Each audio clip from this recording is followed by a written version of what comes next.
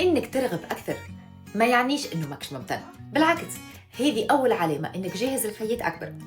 برشا منا تربينا نصدقوا إنه الطريق الآمن هو الطريق الوحيد، تخدم أكثر من 40 سنة وتتمنى إنه فلوسك في الريتريت تكفي ووقتها تبدأ تعيش. أما خليني نسألك حاجة، كان الطريق هذايا اللي احنا نتصوروه أكثر أمان ما يوصلكش للحياة اللي أنت تحبها، هل بالحق هذايا الطريق هو ذا آمن؟ أنا كنت نتصور إنه يلزمني بلان كامل متكمل قبل ما نبدأ حاجة جديدة، ولكن في الحقيقة ما فما حتى حد يحس روحه جاهز بنسبة 100%.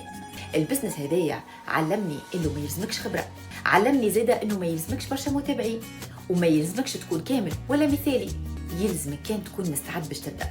خاطر كي تقول إيه للفرصة في الحقيقة أنت تقول إيه لروحك. وتعرف شنو أحلى حاجة؟ إنك ماكش باش تعملها وحدك، باش تلقى كوميونيتي ومجتمع كامل معاك، باش تلقى زاد سيستم سهل وتدريب خطوة بخطوة يرافقك في الطريق الكل. وعلى خاطر هذا فما برشا ناس قاعدين يبنيو فيه على جنب باش ينجموا يتقاعدوا أبكر ويسافروا أكثر ويكونوا زاد موجودين مع الناس اللي يحبوهم. إذا كنت تستنى في علامة، هذه هي العلامة. اكتب لي انفو في الكومنتير وين ان شاء الله نبعث لك التفاصيل باش تشوف اذا تنجم تكون هذه نقطة البداية متاعك والا لا.